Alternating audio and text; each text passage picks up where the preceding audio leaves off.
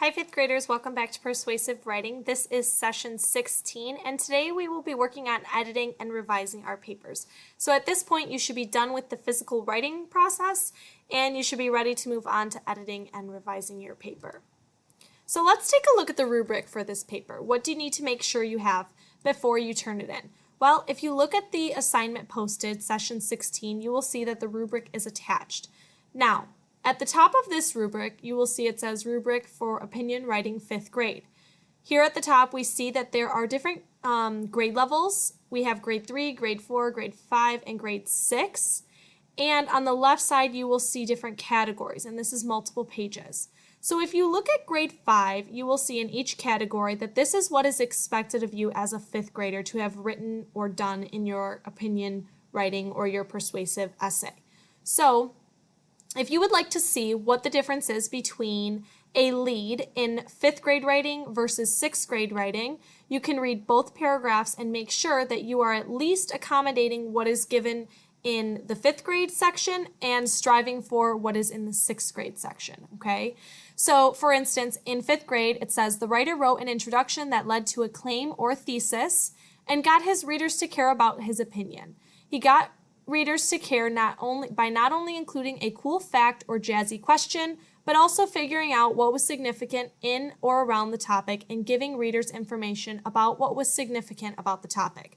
So here, what it is saying is you have a thesis, you have some sort of hook, you have some sort of interesting fact. Remember, that's your pathway to get from your hook to your thesis. And then it says the writer worked to find the precise words to state his claim. He let readers know the reasons he would develop later. So you should have your reasons listed in your thesis statement as well, okay? Now, if you would like to read through all of these sections, I highly encourage it, at least for the 5th grade. You don't have to read all of them, but you should at least be reading the 5th grade expectations for each of these categories, okay? So you will be graded on your overall paper. Did you make a claim or a thesis? Did you support it with reasons and provide evidence for each reason? Then you will be graded on your lead, your transitional phrases. You should have all of your sentence starters and transitional phrases from one of our body paragraph sessions that we talked about. You should have a conclusion. Your paper should be well organized. If you're following the structure of what I've been giving you, then you will be A-okay. You should be elaborating on your thoughts. Remember, this goes along with unpacking those quotes and that evidence. We highly encourage you to go back, read, make sure that you unpacked those quotes, make sure that you included your own thoughts, your own experiences, your own voice in there as well. And that voice also plays into this craft section where you're making deliberate word choices and you're including a variety of different word choices. You're not being too repetitive. You're including your own voice, your own personality to keep that reader engaged throughout your paper as well, okay? So I want you to look through these expectations for 5th grade and try to see if you can push yourself to get into any of those 6th grade boxes as well. Now, the next thing you're going to do is you're going to take a look at your editing checklist. So if you look at the assignment, you will see an editing checklist. You need to complete this. On the first slide, you will see some check marks here on the right, and you can drag and drop those when you have checked off each item on this checklist. So ask yourself, does this paragraph make sense? Are any words or parts missing? Are all of my sentences complete? Have I checked for run-ons and fragments? Have I used correct punctuation for names and the beginning of sentences? Boys and girls, these are very important, these two right here. I've been noticing a lot of 5th graders are struggling with run-on sentences, punctuation, and grammar. Those are things that you should be very proficient in at this point in the year, especially since we've written so many so many papers up until this point. Have I used commas and quotation marks for dialogue? You'll be using quotation marks for your direct quotations or titles of articles. Have I checked to see that all of my verbs and subjects agree? Are my verbs in the right tense? Are you speaking in the past, present, or future? Do all the words seem to be spelled right? Do they look right? Have I checked any I'm uncertain of? Have I checked for frequently confused words? So for instance, the word to, did you use the correct form of it? Did you use the correct form of there? Have I paragraphed and indented? Have I written with voice? Have you included your own personality in the paper? That's what we mean when we say that. Here are some additional items that I want you to check for. Do you have your debatable questions centered at the top of your paper as your title? So right here, should kids be required to play a team sport in elementary school? You should also have your name below. Who is this paper by? Your first and last name should be there, capitalized, of course. Is your thesis statement in one clear sentence at the end of your introduction? And does it follow the proper format? You should have your claim.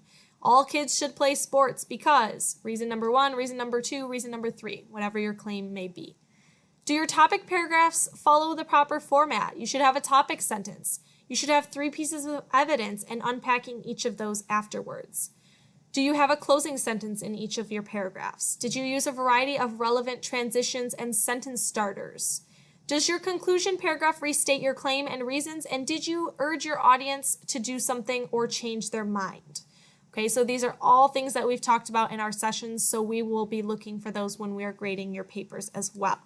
So boys and girls, what I want you to do is go through with a fine-tooth comb, be those detectives that I know you can be, and find all of those little errors when you're editing and also when you're revising. Remember, when we talked about revising in your informational papers, that also includes going back and looking for phrases that maybe sound too wordy. Maybe you need to take things away instead of adding them.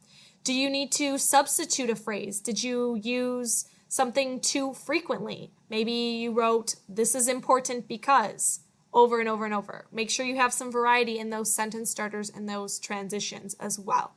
So you should be rereading every sentence of your paragraph and looking through and making sure that you don't have any errors and that everything flows nicely and makes sense, it's clear to the reader, and that you are communicating exactly what you wanted to say in this paper. Make sure that you have highlighted all of these transitional phrases because those will help you to identify them and make sure that you didn't repeat them too many times, okay?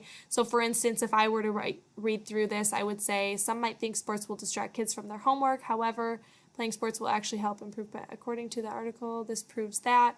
Okay, this makes me think. In other words, I see that I have a variety of those transitional phrases, so I'm good to go with that. And I see that I have commas after my starting phrases. Actually, in other words, as you can see, I've capitalized those sentences and I've spelled everything correctly. If you see something underlined with that little red underline, for instance, like this, then you need to change that, okay?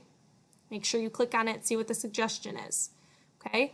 So please make sure you are actually going through and editing and revising because, again, you are getting a grade based on your editing and revising and all of those factors that were included in that rubric, in that checklist as well, okay?